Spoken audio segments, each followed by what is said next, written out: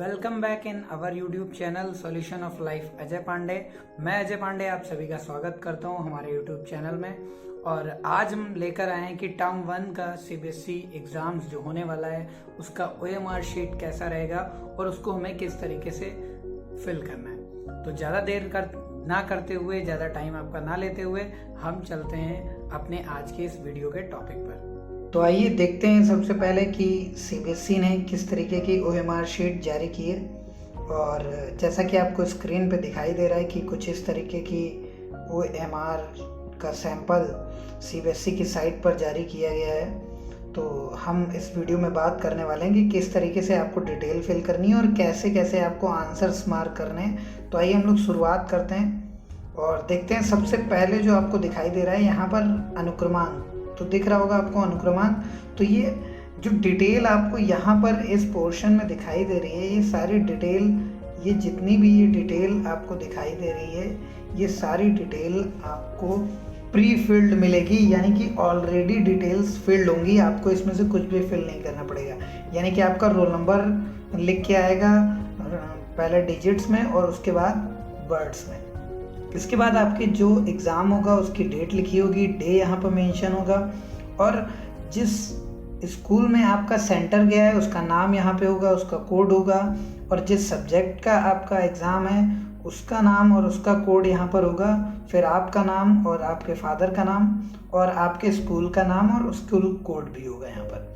तो सबसे इम्पॉर्टेंट चीज़ है कि इसमें से आपको कुछ भी नहीं फिल करना है, ये ऑलरेडी सारी चीज़ें आपकी फिल्ड होंगी। क्लियर है? तो आपको इसमें से कुछ भी फिल्ड नहीं करना है। क्लियर है जी? Very good. तो यहाँ पर हम बात कर रहे हैं कि तो आपको फिल क्या करना है। तो यहाँ पर आपको दिख रहा होगा कि ये आपको क्वेश्चन पेपर कोड यहाँ पर लिखा हुआ है, ब्लैंक है, और ये आपको फिल करना पड़ेगा। तो ये ध्यान रखिएगा कि केवल आपको क्वेश्चन पेपर कोड फिल करना है, जो कि आपको क्वेश्चन पेपर जब प्रोवाइड होगा तो उसमें लिखा होगा ये आपका पेपर कोड। क्लियर है? आइए हम नीचे बढ़ते हैं। सबसे पहले देखते हैं यहाँ पर, ये देखिए मैथड्स दिए हुए हैं किस तरीके से बबल फिल्स करेंगे आप। तो यहाँ पर दिख रहा है कि आपका अगर फर्स्ट क्वेश्चन ये है और ये 4 ऑप्शन हैं आपके, तो आपको ये 2 फिल करके और ये कट और साइन ये सब नहीं करना है। ये बिल्कुल गलत मेथड है, ये प्रॉपर मेथड है। यहाँ पे 4 ऑप्शंस हैं, तो आपका जो करेक्ट ऑप्शन है आपको लग रहा है उसको प्रॉपरली फिल्ड कर देंगे, बबल कर देंगे। क्लियर है? तो आई थिंक ये समझ गए होंगे कि किस तरीके की जो बबलिंग है वो प्रॉपर करेक्ट होगी आपकी। आइए हम लोग आगे बढ़ते हैं कि किस तरीके से और कौन सा पेन यूज़ करना है और कैसे करना है। तो देखिए सबसे इम्पॉर्टेंट चीज़ जो मैं आपको बताने जा रहा हूँ कि पहली चीज़ आपको ब्लैक या ब्लू बॉल पेन का यूज़ करना है, यानी कि डॉट पेन जिसको हम बोलते हैं उसका यूज़ करना है आपको, और पेंसिल का यूज़ बिल्कुल नहीं करना है। कि अगर आपका पता चल गया कि आपने पेंसिल का यूज़ किया है इस ओएमआर में तो आपकी कॉपी चेक नहीं होगी। तो ऐसी गलती बिल्कुल नहीं करनी है। आप पेंसिल का यूज़ आप अपनी ओएमआर शीट में नहीं करेंगे, और ऐसा आप क्या करेंगे कि आप एग्ज़ाम में पेंसिल लेकर ही नहीं जाएंगे। तो ये बेटर ऑप्शन रहेगा कि आप पेंसिल का यूज़ ना कर पाएँ उसमें। तो ध्यान रखिएगा। और मोस्टली अगर हम बात करें तो ओएमआर में टोटल क्वेश्चंस कितने हैं, टोटल मैक्सिमम आप क्वेश्चंस के जो आंसर देंगे देख सकते हैं 60 लिखा हुआ है यहाँ पर। ये देखिए ये 60 लिखा हुआ है, तो 60 टोटल आपके मैक्सिमम क्वेश्चंस आपके ओएमआर शीट में दिए गए हैं। अब हम बात करते हैं कि किस तरीके से आंसरिंग करनी है और किस तरीके से आंसरिंग नहीं करनी है। तो ध्यान रखिएगा, एक चीज़ और ध्यान रखिएगा कि सपोज कि आपके एग्ज़ाम में टोटल 50 क्वेश्चंस आए हैं और उन 50 में आपको टोटल 45 करने हैं। तो ध्यान रखिए कि अगर आपको 50 में 45 करने हैं, तो अगर आपने 46 नंबर क्वेश्चन मार्क किया है, तो वो आपका इवेल्युएट नहीं होगा। यानी कि 46 के बाद 46 से लेकर 60 तक आपके कोई भी क्वेश्चन काउंट नहीं होंगे। तो ध्यान रखिएगा, इसको फिल करने का कोई मतलब नहीं है। ठीक है? ध्यान रखिए ये चीज़। चलिए तो हम लोग आगे बढ़ते हैं और देखते हैं कि किस तरीके से हमें, और इंस्ट्रक्शंस क्या हैं और हमारे पास किस तरीके से हम इसको फिल करेंगे और करेक्ट ऑप्शंस क्या होंगे। ये सारी चीज़ें हम लोग देखते हैं। क्लियर है? तो यहाँ पर आपको दिख रहा होगा कि सीबीएसई ने आपको इस बार कुछ डिफरेंट टाइप की ओएमआर शीट प्रोवाइड की है। यहाँ पर देखिए आपके 4 ऑप्शंस हैं, फिर इसके बाद एक बॉक्स है और इसके बाद फिर एक क्वेश्चन नंबर लिखा हुआ है सर्कल में। तो इन बॉक्सेस का क्या यूज़ है और कैसे टिक करना है, ये बहुत ध्यान देने वाली चीज़ है। ध्यान से देखिएगा कि इन 4 ऑप्शंस में आपको वो ऑप्शन फिल करना है जो आपको करेक्ट लग रहा है। तो सपोज सेकंड क्वेश्चन में मुझे बी लग रहा है, तो मैंने बी वाला बबल कर दिया प्रॉपरली। क्लियर है? बी वाला मैंने प्रॉपरली बबल कर दिया है यहाँ पर, और बबलिंग बिल्कुल सही से करेंगे, बाहर नहीं आना चाहिए, बिल्कुल गड़बड़ नहीं होना चाहिए। क्लियर है? और ये जो बॉक्स है, ये बॉक्स बाद में फिल करेंगे। कब बाद में? जब आप श्योर हों कि इसका बी ऑप्शन है, तो आप इस बॉक्स में क्या लिख देंगे? बी। इस बॉक्स में क्या लिख देंगे आप कि इसका जो करेक्ट आंसर है वो क्या है? बी है यहाँ पर। क्लियर है? ठीक है। अब हम बात करते हैं कि अलग अलग क्यों, हमें 2-2 बार क्यों लिखना है। तो ध्यान रखिए कि ये जो आपका बी आपने लगा दिया सपोज क्वेश्चन, लेकिन आपको बाद में पता चला कि इस सेकंड क्वेश्चन का आंसर बी नहीं है, आपको सी लगाना था। तो इन 4 सर्कल्स को आप कुछ भी नहीं करेंगे, इसमें जो भी आपने बबल कर दिया कोई बात नहीं।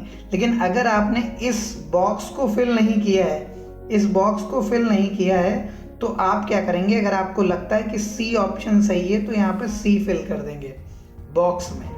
तो ध्यान रखिए कि आपका जो मेन आंसर है ये बॉक्स वाला है। मेन आंसर जो आपने बॉक्स में लिखा होगा वही माना जाएगा और वही इवैल्यूएट होगा फाइनली। अगर आपने किसी क्वेश्चन में ये बबल तो फिल कर दिया है और बॉक्स ने नहीं लिखा है आंसर, बबल फिल कर दिया है और बॉक्स में आंसर नहीं लिखा है, तो ये क्वेश्चन आपका काउंट नहीं होगा, इसके मार्क्स आपको नहीं मिलेंगे। और अगर आपने किसी 5th क्वेश्चन का आंसर यहाँ पे लिख दिया है डी और इसको फिल नहीं किया है, तो इसको कैलकुलेट किया जाएगा और इसके मार्क्स आपके ऐड होंगे। तो इसका मतलब है कि बॉक्स मेन इंपॉर्टेंट है आपके लिए, बहुत ज़्यादा इंपॉर्टेंस क्या रखता है? बॉक्स। क्लियर है यहाँ तक?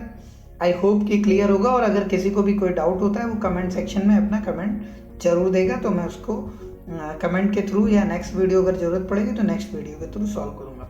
फिर अगर हम बात करते हैं कि ये सब चीज़ें इतनी इंपॉर्टेंट हैं, तो ये वाले सर्कल्स क्यों दिए गए हैं?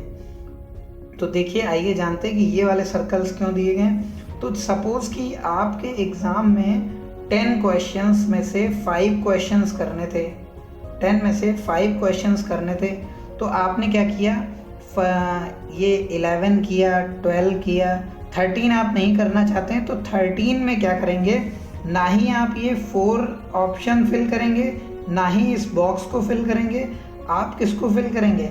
आप इस क्वेश्चन का ये हैज वाला लास्ट वाला पार्ट था, इसको बबल करेंगे। अगर आपने इसको बबल नहीं किया तो माना जाएगा कि ये आपने अटेम्प्ट नहीं माना जाएगा, इवैल्यूएशन के लिए बिल्कुल क्रिएट नहीं होगा, और ऑप्शंस कंसीडर किया है या नहीं कंसीडर किया, इसलिए ये आपको यूज़ करना है। ये ध्यान रखिएगा। और एक चीज़ और ध्यान रखिएगा कि बॉक्स में जो आपने लिख दिया है वहीं सही माना जाएगा और उसमें किसी भी तरीके की कटिंग अलाउड नहीं की जाएगी। ये ध्यान रखिएगा कि अगर आपने उसको कट कर दिया बी लिख के और इसको कट करके सी लिखा है, तो ये आपका इवैल्यूएट नहीं होगा, ये गलत मान लिया जाएगा कि आपने यहाँ पर कटिंग की है, मिसबिहेव किया है, तो ये कैलकुलेट नहीं होगा। तो जब भी आप बॉक्स को फिल करेंगे तो केयरफुली फिल करेंगे, क्योंकि आपका बॉक्स मेन इंपॉर्टेंट है। बॉक्स आपका मेन इंपॉर्टेंट है, तो बॉक्स के बारे में बहुत ध्यान रखेंगे। क्लियर है यहाँ तक? आई थिंक इट मीन्स कि आपका जो बॉक्स आंसर है, बॉक्स में जो आंसर लिखा होगा वो फाइनल आंसर माना जाएगा। और जो बॉक्स अगर आपने एम्प्टी छोड़ दिया है, बॉक्स फिल नहीं किया है और ये बबलिंग की है आपने, तो उसको काउंट नहीं किया जाएगा। याद रखिएगा, अगर आपने इसमें टिक कर दिया है और इसको टिक नहीं किया है, तो ये आपका इवैल्यूएट नहीं होगा, इसके मार्क्स आपको नहीं मिलेंगे।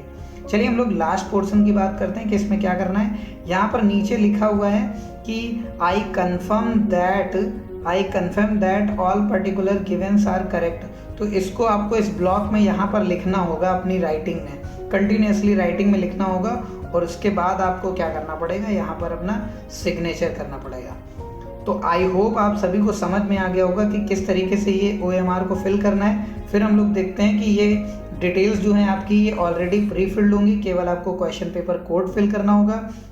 यहाँ पर आपको 4 ऑप्शंस, एक बॉक्स और एक और क्वेश्चन का सर्कल दिया गया होगा। तो आपका बॉक्स का आंसर बहुत ही इंपॉर्टेंस रखता है। अगर आपने ये 4 ऑप्शंस में से कोई टिक नहीं भी किया है लेकिन बॉक्स में आंसर लिखा है तो वो काउंट होगा। और अगर आप किसी बॉक्स को भी फिल नहीं कर रहे हैं और ये आपने ऑप्शन भी फिल नहीं किया है तो ये आपका काउंट नहीं होगा। अगर आपने सिर्फ 4 सर्कल में से किसी ऑप्शन को सेलेक्ट किया और बॉक्स नहीं फिल किया है तो भी ये क्वेश्चन आपका इवेल्युएट नहीं होगा। तो आई होप दोस्तों आप सभी लोग समझ गए होंगे कि किस तरीके से आपको अपनी OMR को फिल करना है और किस तरीके से आपको अपने आंसर्स को फिल करना है। तो आज की इस वीडियो में इतना ही। सेफ रहिए, घर पे रहिए, सुरक्षित रहिए। जय हिंद, जय Bharat. Thank you everyone, all the best.